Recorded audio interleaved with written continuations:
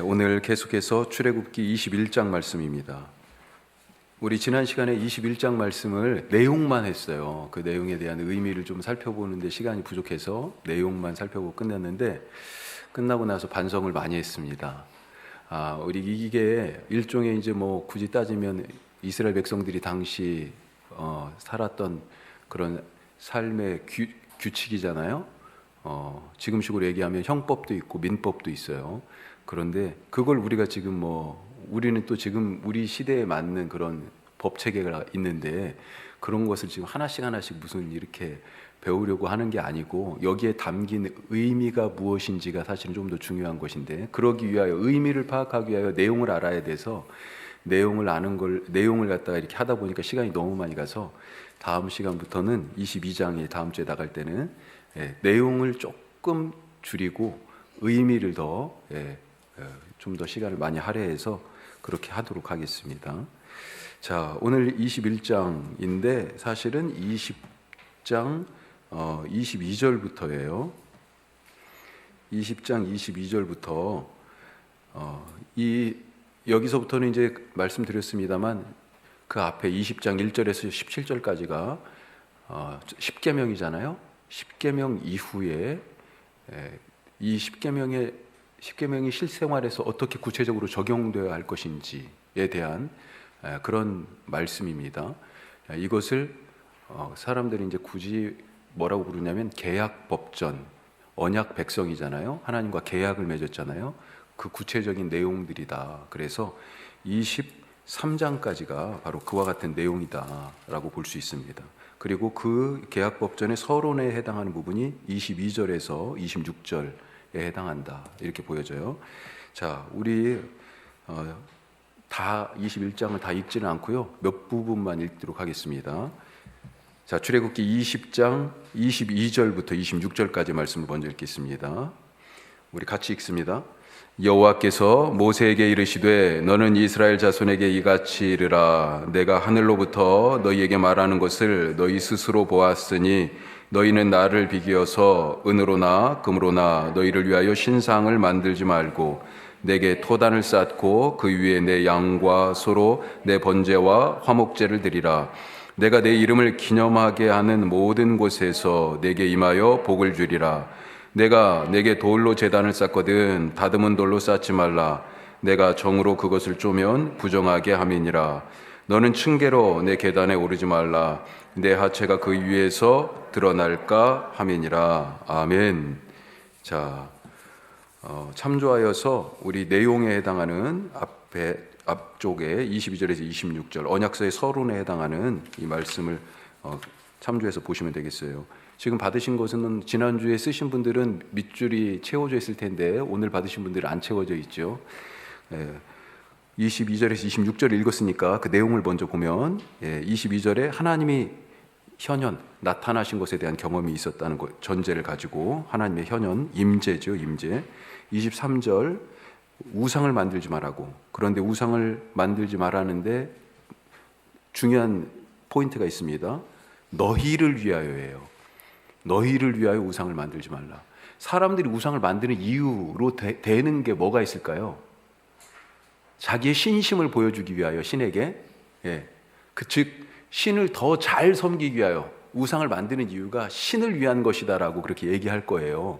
그런데 그래서 더 멋지게, 더 아름답게, 더 크게, 그렇게 지으려고 만들려고 하겠는데, 하나님이 그거 거짓말이지 지금 말씀하시는 겁니다. 결국 너희를 위하여 지금 하는 거 아니야. 너희 좋자고, 나는 원하지 않는다, 그렇게 말씀하십니다. 우상이요, 사실은 우리 좋자고 눈앞에 지금 보이게 그렇게 만드는 거잖아요. 자, 우상, 너희를 위하여 신상을 만들지 말고. 24절 토단이 나오고 25절엔 돌단이 나오죠. 내 이름을 기념하는 모든 곳에서 내가 너희에게 복을 주리라 말씀하시고요. 즉 어느 곳에 가든지 하나님이 먼저다라고 하는 것입니다. 자, 그리고 돌단, 인위적으로 화려한 것으로 하지 마라. 다듬지 않은, 정으로 쪼지 않은 것, 다듬지 않은 있는 그대로를 가지고 돌단을 쌓으라고 말씀하셨어요. 자, 그리고 함부로 제단에 오르지 마라. 자, 이와 같은 내용으로 우리가 지금 말씀을 읽었습니다. 자, 거기 이 부분에 대하여서 우리 뒷페이지로 넘어오셔서 교훈과 질문, 의미를 조금 더 살펴보면요. 이스라엘 백성들 구원하신 이유가 무엇입니까? 하나님이 왜 이집트 땅에서 구원하셨어요? 우리가 지금까지 쭉 같이 말씀을 나눴습니다만 그때는 누구를 섬겼어요? 누구를 예배했습니까? 누구의 소유였어요? 바로의 소유였고 바로를 섬기고 있었어요. 그래서 하나님이 모세를 보내서 하신 말씀, 모세에게 한 말씀부터도 그렇고요. 모세가 그 하나님의 말씀을 가서 전했는데 뭐라고 바로에게 얘기했습니까? 내 백성을 보내라. 먼저 소유권을 주장하셨어. 하나님께서요. 네 백성 아니고 네 소유 아니고 내 백성이다. 하나님이요. 자주 얘기하시잖아요. 내 소유다. 너희는 내 소유다. 내 백성이다. 하나님이 자기 것으로 우리를 삼으시려고 예수님이 십자가에서 죽으신 거잖아요. 죄의 종이었고 사단이 소유하고 있었잖아요. 그렇죠? 종이니까 주인이 있을 거 아니에요. 사탄이 주인이었다고요. 그런데 예수님이 당신의 생명을 죄값으로, 죄는 무엇으로 사해져요? 생명으로, 목숨으로. 그게 죄값이잖아요. 죄값으로 당신의 생명을 내놓고 우리를 다시 사오셨잖아요. 소유권 이전하셨습니다. 내 백성을 내놔라 이 한마디 하고 또 한 가지 내 백성을 내놔라. 이 백성이 광야에서 나를 섬길 것이니라. 이 말씀이었어요. 이 말씀. 예전에는 노동이라는 방법으로, 강제 노동이라는 방법으로 매 맞으면서 심지어는 매 맞다 죽으면서 그렇게 죽도록 바로를 섬겼는데 지금은요, 광야에서 하나님을 섬기도록 지금 부름을 받은 거예요. 하나님께서 내 백성으로 그래서 삼으신 거죠. 자, 이스라엘 백성을 구원하신 이유는요, 그러니까 하나님의 소유가 되어서 하나님을 섬기기 위함이다 라고 얘기할 수 있습니다. 자, 거기 출애굽기 말씀 써 있죠. 자, 3장 12절 뒷부분 같이 읽겠습니다. 내가 그 백성을 애굽에서 인도하여 낸 후에 너희가 이 산에서 하나님을 섬기리니. 아멘. 지금 3장이니까 모세를 떨기나무, 호렙산 떨기나무에서 지금 만난 그 자리입니다. 그러면서 네가 가가지고 그 백성 인도하여 내서 이제 이 산에서, 내가 지금 너 만나는 이 산에서 나 여호와를 섬길 것이다. 이것이 내가 너를 보낸 증거다. 이렇게 말씀하시죠. 결국 이 산에 왔습니다. 지금 19장부터 시내산에, 이 호렙산 여기에 하나님 만난 이 산에 도착해서 지금 계약을 체결하고 십계명의 말씀도 듣고 이제 하나님의 백성으로 내 소유로 어떻게 살아야 하는지를 지금 구체적으로 가르쳐 주신 장면이잖아요.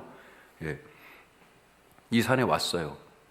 이런 말씀들을 통하여서 결국은 목표하는 바가 무엇이에요? 이런 십계명이든지 이런 계약법전에 이런 말씀이든지 목표하는 바가 뭡니까? 어떻게 하나님을 섬길 것인가? 바로 그거예요. 예배하는 법입니다. 하나님을 예배하는 법을 가르쳐요. 그런데 그게 다른 말로요, 하나님의 백성으로 사는 법이에요. 하나님의 백성으로 사는 법. 하나님은 자기 백성에게 다른 민족들이 하는 방식으로 나를 섬기지 마라, 그렇게 말씀하고 계십니다. 무엇보다도 너희를 위하여 신상을 만들지 말라. 왜 그러실까요? 그들의 신 개념을 거부하시는 거잖아요. 하나님은 인간의 손으로 깎아 만들 수 있는 것이 아닙니다. 그렇게 유치하지 않아요. 하나님을 다 담을 수도 없고요, 다 표현할 수도 없고요. 그것은 사람들이 자기를 위하여 만든, 자기 위로, 자기 위안을 위하여 만든 가짜 신일 뿐이에요. 한 발짝도 움직일 수 없잖아요. 나중에 예언자들이 그런 얘기합니다.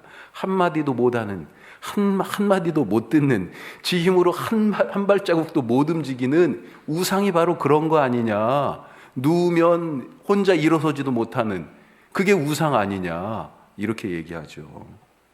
따라서 하나님을 섬기는 최고의 행위는 뭐냐 그러면, 그것은 이렇게 형상을 만들어 놓고 그것에 절하고 바치고 빌면서 섬기는 것이 아니라, 이것은 옛날에 이집트 땅에서 바로를 그런 학대와 강제 노동이라는 방식으로 섬기던 것과 똑같다는 거예요. 그런 것의 다른 버전일 뿐이지 그것이 아니고 하나님을 섬기는 올바른 방법은 그분의 말씀대로 말씀하신 그대로 사는 것이다. 이것이 하나님을 예배하는 섬기는 참된 행위다라고 하는 것입니다. 그래서 말씀하시는 거예요. 예, 그래서 말씀하시는 거예요.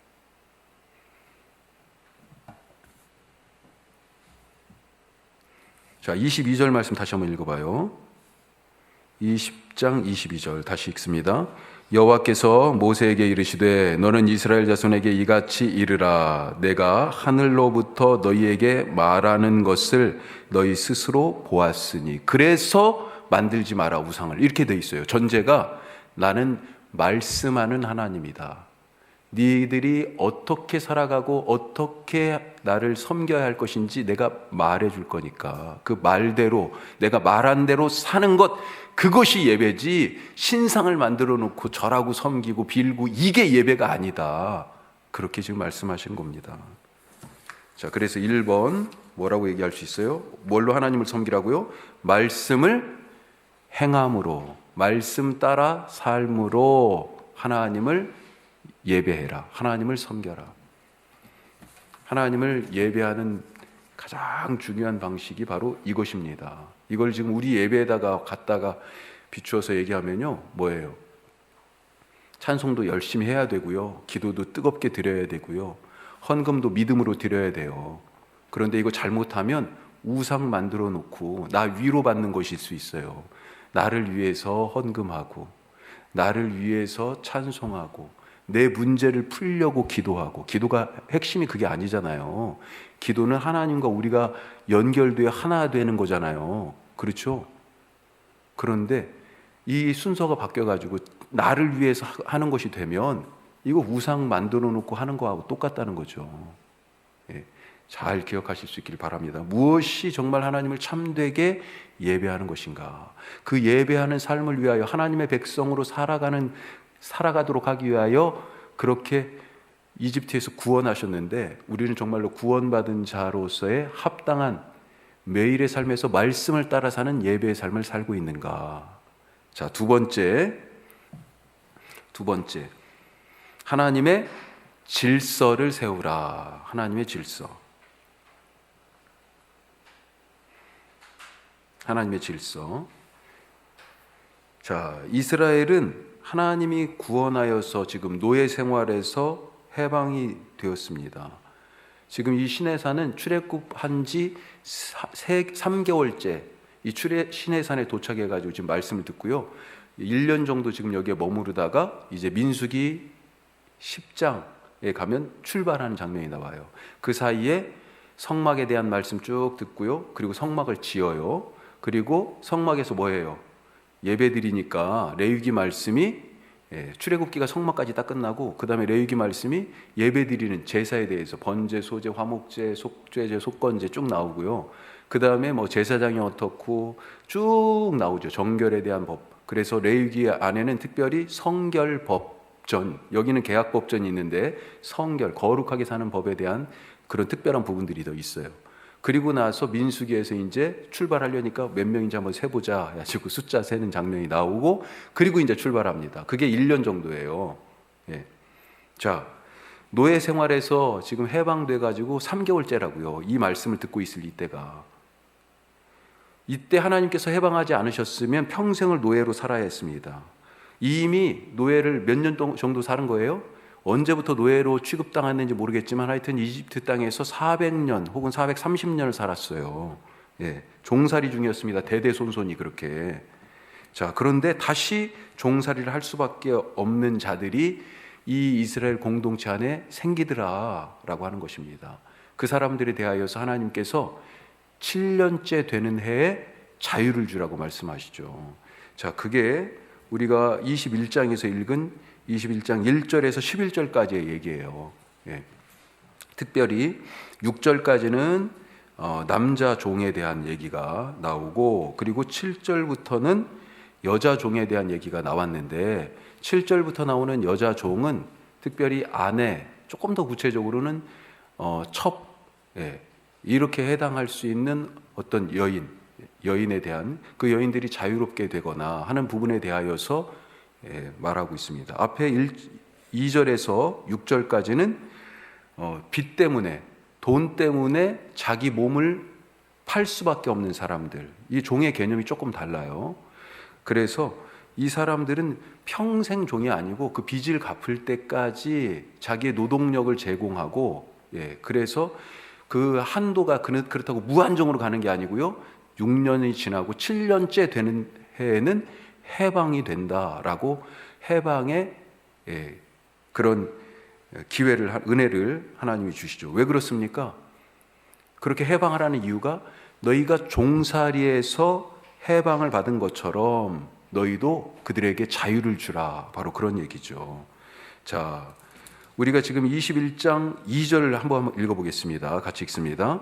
내가 히브리 종을 사면 그는 6해 동안 섬길 것이요 7째 해는 몸값을 물지 않고 나가 자유인이 될 것이며. 자, 이게 계약법전이 이제 시작하는 서론 다음에 첫 번째 법이 뭐예요?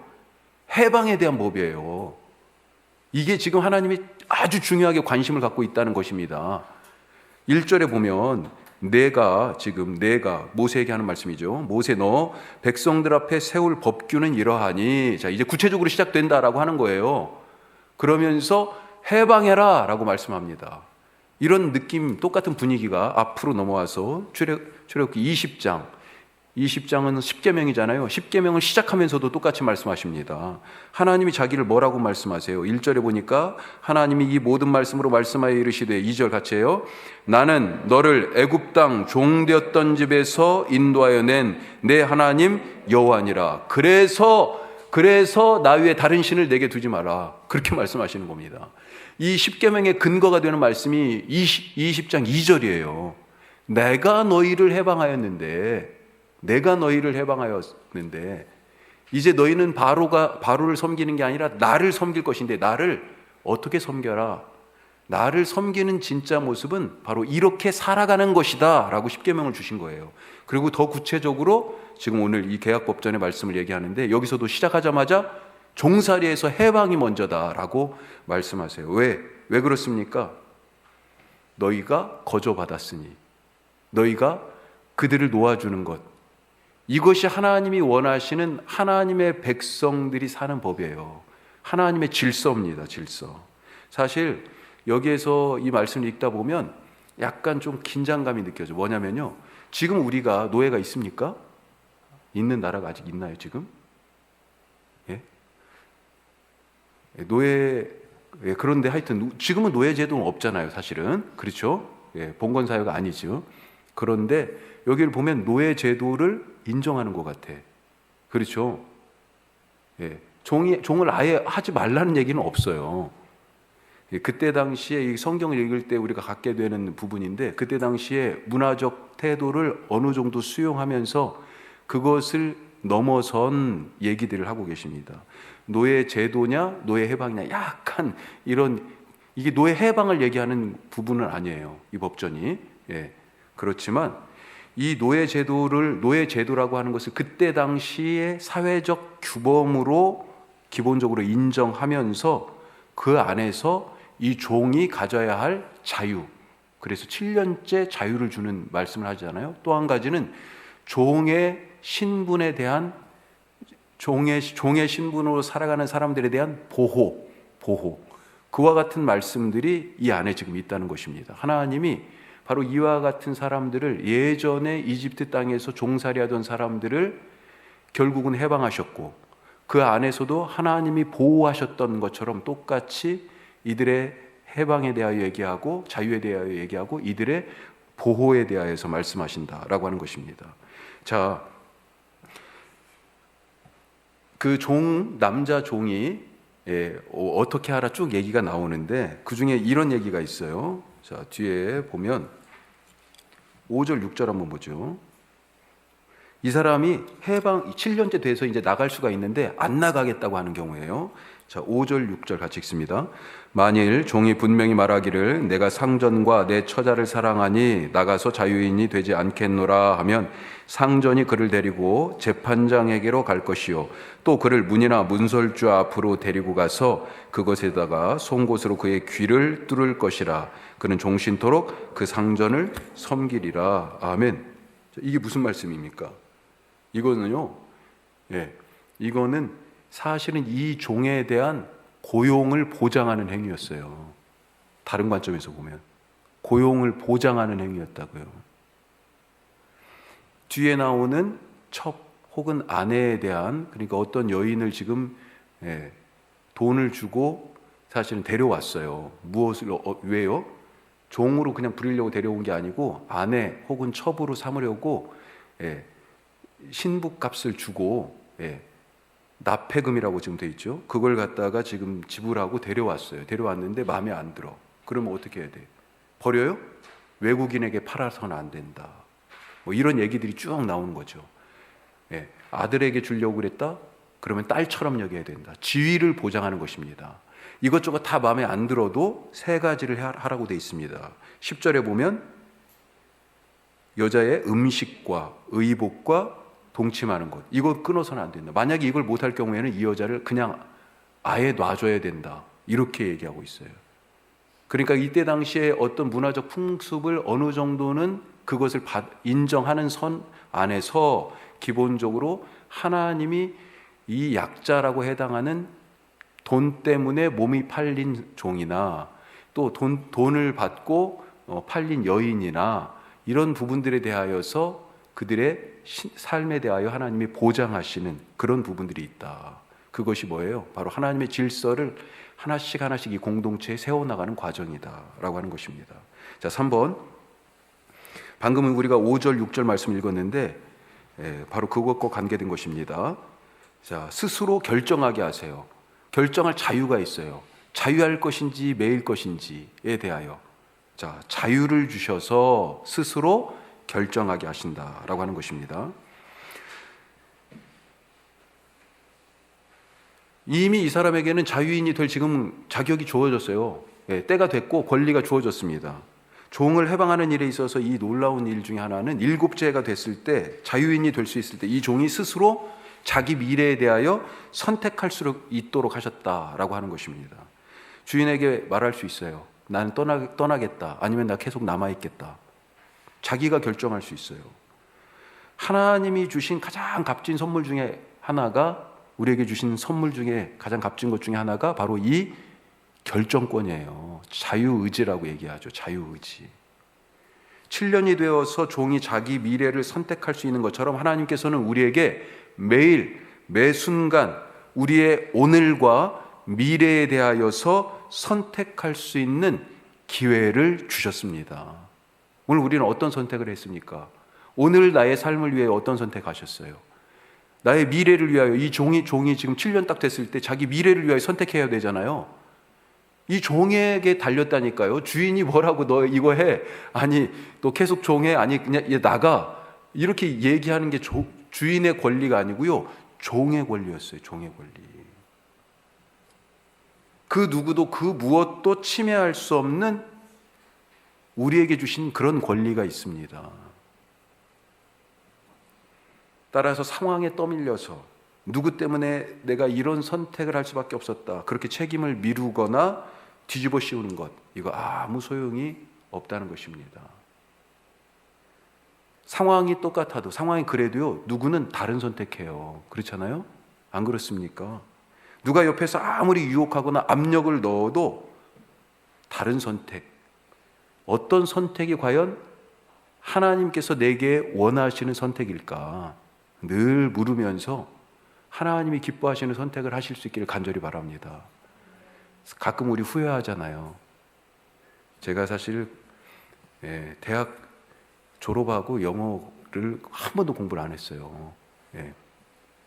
아니 대학 입학 시험 볼 때 공부하고 거의 안 한 것 같아. 그리고 나서 대학원 시험도 독일어로 봤어요. 제일 처음에는. 이러다가 내가 이거 뭐 진짜 앞에 이름 올라가는 거 아니야? 막 이렇게 이런 느낌이 들 정도로 독일어 시험이 진짜 쉬웠어요. 그런데 그러고 나서 하여튼 신학대학을 졸업하고 목회하고 나서 갑자기 미국에 갔다 오게 된 거잖아요. 미국에 가려고 그러는데 이게 지금 십몇 년을 공부를 안 하다가 영어를 딱 끊고 살다가 갑자기 한마디도 못 하겠는 거죠. 한마디도. 지금도 마찬가지인데 사실은. 하여튼 미국에 갔습니다.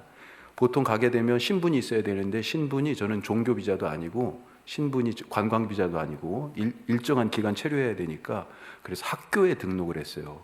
그런데 영어를 잘 못하잖아 지금. 점수가 있어야 되는데 토플 점수가. 그래서 어떻게 알아보니까 어떤 후배 목사님이 가 있는 학교가 토플 점수 없는데 받아주는 학교가 있어요. 어떤 조건부로 어학원에 학교에서 운영하는 그 어학 코스를 이수하는, 그걸 끝나면 자연스럽게 학과에 이제 가서 공부할 수 있는. 그래서 우선 거기를 그냥 들어갔죠. 그런데 가서 딱 한 달도 안 됐는데 딱 보니까요, 야 이거는 안 되겠어요. 이렇게 해가지고는 뭐 이거 어학연수만 하고 가다 끝나게 생겼어. 그래서 차라리 안 되겠다. 토플 시험을 봐야 되겠다. 이왕 미국까지 왔는데. 다행히 지금은 IBT라고 인터넷 베이스드 토플 그래가지고 컴퓨터 앞에 앉아가지고 인터넷으로 이렇게 시험을 보거든요. 그런데 맨 처음 저희가 학교 다닐 때는 종이로 이렇게 토플 시험을 봤어요. 그건 페이퍼 베이스드 토플 그래가지고 PBT라고 부르는데 그게 미국에 남아 있더라고요. 만약에 IBT나 이런 걸로 봤으면 저는 스피킹도 막 해야 되고 그러니까 어려웠을 거예요. 그런데 PBT는 종이로 푸는 거예요, 문제를. 우리 중고등학교 때 계속 했던 거잖아요. 야, 이 시험이 남아있는 거예요, 그때. 그래가지고 공부를 했습니다. 이런 얘기 참 너무 갑자기 낯간지럽네. 점수가 나왔어요. 심지어 점수가 프린스턴 신학대학원에 갈 만큼 점수가 나왔어요. 그런데 안 갔습니다. 나중에 너무 후회되더라고요. 너무 후회가 됐어요. 왜 안 갈게요? 저는 먹고 사는 거 사실은 생각하면서 못 갔어요. 야, 여기서 이제 겨우 이종 목사님 지금 일 잡아가지고 빵집에서 일하고 애들도 여기서 막 이제 적응하고 그러는데 또 옮겨가야 되나? 동부로? 서부에서? 거기 가면 사역할 교회도 없을 텐데 이런 생각이 먼저 들고 어떻게 먹고 살지? 지금까지 인생의 여러 결정 중에서 제일 후회되는 것 중에 하나를 얘기하라면 바로 그거예요. 왜 하나님이 그때 점수를 주셨을까? 제가 점수를 열심히 머리가 좋아가지고 받은 게 아니고요. 정말 은혜로 받았어요. 은혜로. 그런데 왜 주셨을까? 그 의미를 조금 더 묻지 못했다. 그리고 하나님이 주셨을 때는 한번 부딪혀 봐야 되는데 그러지 못했다. 이 사람이 자유를 6년간 지금 종살이를 나름대로 하다가 자유를 얻었을 때 두려웠을 거예요. 이제 나 혼자 먹고 살아야 되잖아. 이제는 그동안에는 이 주인집에 붙어 살면 어느 정도 뭐 생활이 됐어. 그건 먹고 사는 건 문제가 아니에요. 그런데 이제는 자기 스스로 자기 삶을 이제 헤쳐나가야 되잖아요. 여러 가지로 사실 복잡했을 겁니다. 하지만 후회 없는 결정, 후회 없는 결정을 할 때가 우리에게 사실은 매 순간순간 있지 않습니까? 하나님이 우리에게 주신 최고의 선물인 그 자유의지를 가지고 하나님이 기뻐하실 만한 그런 결정하며 살아가실 수 있기를 주님의 이름으로 축복합니다. 자, 네 번째, 생명은 하나님의 것이다. 생명은 하나님의 것이다. 자, 12절에서 14절. 이것은 이제 사람 죽인 것에 대하여 사형죄에 대한 얘기를 하고 있어요. 사형에 해당하는 죄 크게 네 가지를 얘기하는데 우리 12절에서 14절 말씀 먼저 한번 읽어보겠습니다. 12절에서 14절입니다. 사람을 쳐 죽인 자는 반드시 죽일 것이나 만일 사람이 고의적으로 한 것이 아니라 나 하나님이 사람을 그의 손에 넘긴 것이면 내가 그를 위하여 한 곳을 정하리니 그 사람이 그리로 도망할 것이며 사람이 그의 이웃을 고의로 죽였으면 너는 그를 내 제단에서라도 잡아내려 죽일지니라. 아멘. 자, 13절 14절은 사람을 쳐 죽인 것에 두 가지. 하나는 고의가 아니에요. 우발적으로. 그 다음에 14절은 고의로 죽인 경우. 자, 그 다음에 15절은 그리고 15절과 17절은 부모에 대하여서 그랬을 때 죽이라는 거고요. 16절은 유괴나 납치했을 때 이 네 가지 경우가 있어요. 부모에 대하여서 유괴나 납치. 이건 왜 그럴까요? 다 부모님과 관계된 거고 가정생활과 관계된 거잖아요. 생명의 터전이 바로 가정이다라고 하는 부분과 그런 부분으로 생각하는 거죠. 그래서 이것을 사형에 해당하는 죄로 그렇게 얘기하고요. 그리고 직접적으로 사람을 죽인 것에 대하여서 기본적 원칙이 뭡니까? 12절에 있죠. 사람을 쳐 죽인 자는 반드시 죽일진다. 이거예요. 이게 바로 기본 개념입니다. 그런데 이게 그때 당시에 다른 문화권의 큰 나라들의 법에도 이런 부분들이 있다고 그랬잖아요. 히타이트 법에는 어떻게 되어 있냐면 이게 이제 구약의 말씀하고 다른 건데 이 구약의 말씀은 기본적으로 신분과 상관이 없어요. 남녀, 성별과도 상관이 없고 자유인이냐 종이냐 부자냐 가난하냐 이거 다 상관없습니다. 똑같이 적용이 돼요. 그런데 히타이트법 같은 경우는요. 종을 죽였을 경우 주인이 종을 죽였을 경우에 종의 죽음에 대하여서 돈을 내고 그 죄를 면제받을 수 있어요. 속전을 지불하고 그 죄로부터 사해질 수 있습니다. 자, 그런데 성경에서는 그런 예외를 두지 않아요. 피 흘림에 대하여서 반드시 사람을 쳐 죽인 자는 그 지위 고하를 막론하고 다 똑같이 죽이도록 그렇게 말씀하고 있습니다. 그 이유가 뭐예요?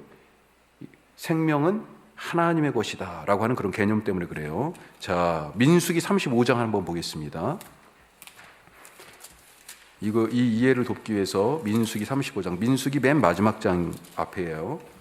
자, 35장 31절에서 34절까지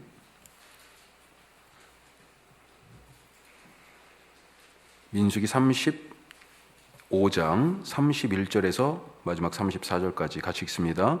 고의로 살인죄를 범한 자는 생명의 속전을 받지 말고 반드시 죽일 것이며 또 도피성에 피한 자는 대제사장이 죽기 전에는 속전을 받고 그의 땅으로 돌아가 거주하게 하지 말 것이니라. 너희는 너희가 거주하는 땅을 더럽히지 말라. 피는 땅을 더럽히나니 피 흘림을 받은 땅은 그 피를 흘리게 한 자의 피가 아니면 속함을 받을 수 없느니라. 너희는 너희가 거주하는 땅 곧 내가 거주하는 땅을 더럽히지 말라. 나 여호와는 이스라엘 자손 중에 있음이니라. 아멘. 자, 31절에 보니까 고의로 살인하면 속전, 죽음 말고는 이 문제를 풀 일이 없다고 지금 얘기하고 있어요. 속전 받지 말라고 되어 있습니다. 아까 근데 히타이트 법에서는요, 돈 많은 사람은 풀려날 수 있어요.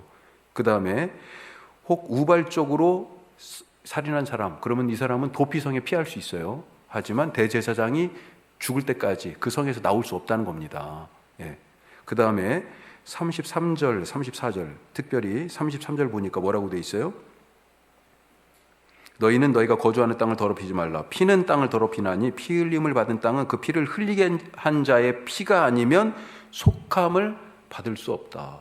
이거 대단한 말이에요. 이거 정말 두려운 말씀입니다. 두려운 말씀이에요. 요 근래 그런 얘기가 있었어요. 인도네시아에서 아기들이 막 지금 거의 100명 가까이 죽은 거예요. 감기약 먹고. 보셨어요? 시럽. 아기니까 시럽을 먹었습니다. 시럽을 먹었는데 감기 증상도 어떤 애들은 거의 안 낫고 그것 때문에 갑자기 소변을 못 보고 아기가 그러다가 죽은 거예요. 나중에 보니까 급성 신부전이에요. 콩팥이 기능을 안 해버리는 거죠. 똑같은 일이 아프리카 서부의 감비아라는 곳에서도 있었습니다. 그렇게 해가지고 지금 죽은 아기들이 거의 한 200명쯤 돼요. 조사를 해보니까 인도산 감기약이에요. 성분을 따져보니까 이 감기약에 뭐가 들어갔냐면 그러니까 뭔가를 이렇게 감기약의 이 농도 이런 걸 조정하려고 뭘 넣냐면요. 부동액, 자동차 부동액에 넣는 그런 재료를 갖다가 이 감기약에 넣었다는 거예요. 그래서 애들이 그렇게 됐습니다. 이 애들의 죽음에 대해서 지금 어떻게 할 거예요? 살인 아니에요? 살인? 지금 뭐라고 여기 민수기에서 말씀하세요? 피 흘림을 받은 그 땅은 피를 흘리게 한 자의 피가 아니면 속함이 없다. 그렇게 말씀하세요. 엄청 두려운 말씀이잖아요. 그 죄값에 대하여, 사람을 죽인 죄값에 대하여서, 생명을 죽인 죄값에 대하여 끝까지 물으신다는 것입니다. 지금 우크라이나 전쟁 이거 어떻게 할 거예요? 그 죽은 수많은 사람들을 어떻게 할 겁니까? 예? 푸틴이 이거 어떻게 할 거예요? 미얀마 군부 정권 이거 어떻게 할 거예요? 지금도 꼼짝도 못하고 있어요. 지금 미얀마는 지금 우리가 사실 관심을 더 많이 못 둬서 그렇죠. 그리고 이 소식이 잘 안 전해 와서 그렇죠. 보도를 아무리 뒤져봐도 잘 찾기가 어렵잖아요. 이번에 12구 참사 희생자들 이거 어떻게 할 거예요? 그 흘린 피, 그 죽음에 대하여서 지금 누가 책임을 지는 거예요? 근데 하나님은 피 흘리게 한 자, 그 피 흘리게 한 자에게 분명히 이 피에 대한 책임을 물으실 거라고 말씀합니다. 생명은 하나님의 것이기 때문에 두려워해야 되는 거죠. 조금 더 나아가면요, 생명이죠. 이거 지금 사람만 얘기하는 게 아니고요, 생명이에요. 이 생명에 동물의 생명도 포함되어 있지 않습니까? 지금 얼마나 많은 동물들이 이 기후 위기 속에서 멸종하고 있어요. 그래서 보호종이 막 생기잖아요. 지금 점점 더.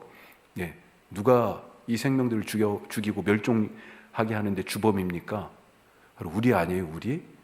이런 부분들에 대해서 우리가 조금 더 좀 심각하게 생각해 봐야 한다. 자, 마지막 5번째. 뭘 끊어요? 악순환을 끊으라. 악순환. 자, 23절에서 25절까지의 말씀. 우리가 잘 알듯이 눈에는 눈, 이에는 이, 동해 보복법이라고 부르는 렉스 탈리오니스에 대한 말씀입니다. 자, 23절에서 25절 같이 읽습니다. 그러나 다른 애가 있으면 갑되 생명은 생명으로, 눈은 눈으로, 이는 이로, 손은 손으로, 발은 발로, 된 것은 된 것으로, 상하게 한 것은 상함으로, 때린 것은 때림으로 갚을지니라. 아멘. 아멘.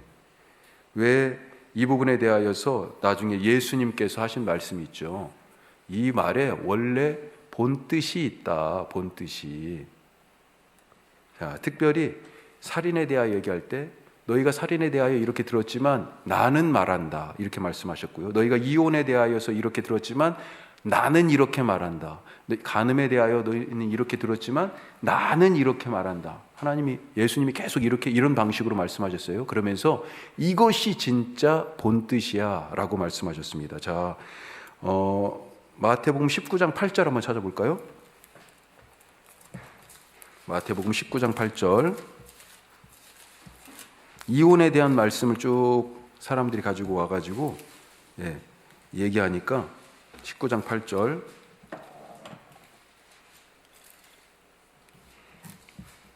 마태복음 19장 7절부터 제가 읽겠습니다. 여짜오되 그러면 어찌하여 모세는 이혼 증서를 주어서 버리라 명하였나이까. 자, 이게 지금 모세 율법에 나온 얘기잖아요. 이혼에 대한. 자, 8절에 같이 해요. 예수께서 이르시되 모세가 너희 마음의 완악함 때문에 아내버림을 허락하였거니와 본래는 그렇지 아니하니라. 아멘. 지금 눈에는 눈, 이에는 이, 같은 말이란 얘기예요. 이혼에 대한 말씀도 이혼 증서를 써줘라. 이건 이혼하라는 얘기가 아니고 너희가 너무 완악해서 그 정도라도 해야 그래도 받아들일 수 있을 것 같으니까 그래서 한 거지, 본래는 이혼하지 말라는 거예요. 좀 더 엄격하게 얘기하면 예수님은 지금 눈에는 눈, 이에는 이 얘기도 똑같이 예수님이 그러셨습니다. 같은 얘기예요. 본래는 그렇지 않다. 그러면서 자, 뭐라고 얘기하세요? 마태복음 5장 38절 거기 있습니까? 이건 찾아보죠. 자, 마지막으로 마태복음 5장 38절 여기 분명히 말씀하고 계세요. 마태복음 5장 38절 39절 같이 합니다. 또 눈은 눈으로, 이는 이로 갚으라 하였다는 것을 너희가 들었으나 나는 너희에게 말하노니 악한 자를 대적하지 말라. 누구든지 내 오른편 뺨뺨을 치거든 왼편도 돌려대며. 아멘. 이거예요. 지금 예수님은 다시 얘기한다고 그러시잖아요. 눈에는 눈, 이에는 이, 너희가 그렇게 들었지만 나는 이렇게 얘기한다 말씀하십니다. 본래는 이거라는 거예요. 뭐예요? 아니, 눈에는 내 눈이 지금 상하면 가서 너도 걔 눈을 뽑아. 이게 아니라는 거예요. 그런데 왜 모세의 율법은 그렇게 썼어요? 왜 그랬습니까? 그런 법조차도 없으면요, 나는 눈 하나를 다쳤는데 제 눈은 두 개를 뽑아. 바로 그게 사람의 마음 아니에요. 내가 갑절을 갚아주겠다. 나는 이만큼 손해를 봤는데 내가 그 집안을 쑥대밭으로 만들어버리겠어. 이러지 않아요. 그래서 사람들이 너무 악하니까 그 악함의 선을 그래도 최소한 그어 놓으신 거야. 예? 그걸 넘어가지는 말라고. 최소한 네 눈 하나니까 이 정도는 그럼 공평한 거지. 쟤도 눈 하나. 네 손이니까 제 손, 이 정도로 얘기하신 거예요. 나는 지금 손가락 하나 조금 다쳤는데 저쪽은 아예 손을 부러뜨려. 그래야 직성이 풀리는 거잖아요. 그래야 복수가 되는 거죠. 그렇죠? 그런데 예수님이 뭐라고 그래요? 눈에는 눈, 그게 아니라고 말씀하시면서요, 뭐라고 얘기해요? 악한 자를 대적하지 말라. 오른편 뺨을 치거든 너도 똑같이 오른편을 쳐. 이거 지금 아니잖아요. 왼편을, 오히려 네 왼쪽 뺨을 돌려대라, 이렇게 말씀하고 있습니다. 이게 하나님의 백성이 사는 법이래요. 이게 어디에 나와요? 지금 마태복음 5장이잖아요. 하나님의 백성이 사는 법에 대해서 말씀하는 산상보훈의 말씀이에요. 5장, 6장, 7장. 그렇죠? 예수님은 사실 여기서 더 나가서 6장 44절에 보면 뭐라고 얘기하세요? 6장 44절 같이 읽어봐요. 나는 너희에게 이르노니 너희 원수를 사랑하며 너희를 박해하는 자를 위하여 기도하라. 바울은 또 뭐라고 그랬습니까? 선으로 악을 이겨라. 이게 하나님의 백성이 사는 법이래요. 그래야 악순환의 고리가 끊어진대요. 눈 하나 다쳤어요. 제 눈 두 개를 뽑아. 그러면 어떻게 돼요? 저쪽에서 이제는 내 손발까지 다 하겠죠. 그렇죠. 점점 왔다 갔다 하면서 보복에 점점 더 커지는 거죠. 그래서 악순환인 거죠. 그 악순환을 끊는 방법이 무엇이냐? 하나님의 백성은 그와 같은 방식으로 살아야 된다 말씀하고 있습니다. 오늘 우리가 누군가 나에게 준 만큼 나도 그 사람한테 돌려줄 거야.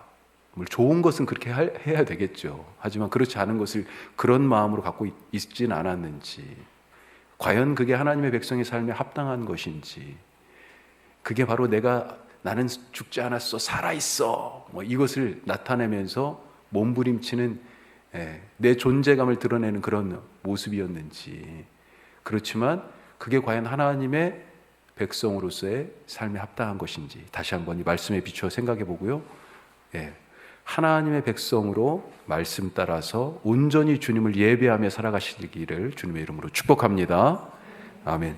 자, 먼저 우리 두 가지로 기도하는데요. 먼저 이 말씀 붙들고 기도합시다. 5가지가 있었잖아요. 오늘 나눈 이 5가지 하나씩 읽어가면서 우리가 같이 기도합시다. 우리 그렇게 살아가는 하나님의 백성 되게 하여 주시옵소서. 먼저 우리 말씀 붙들고 잠시 먼저 기도하겠습니다. 기도합시다.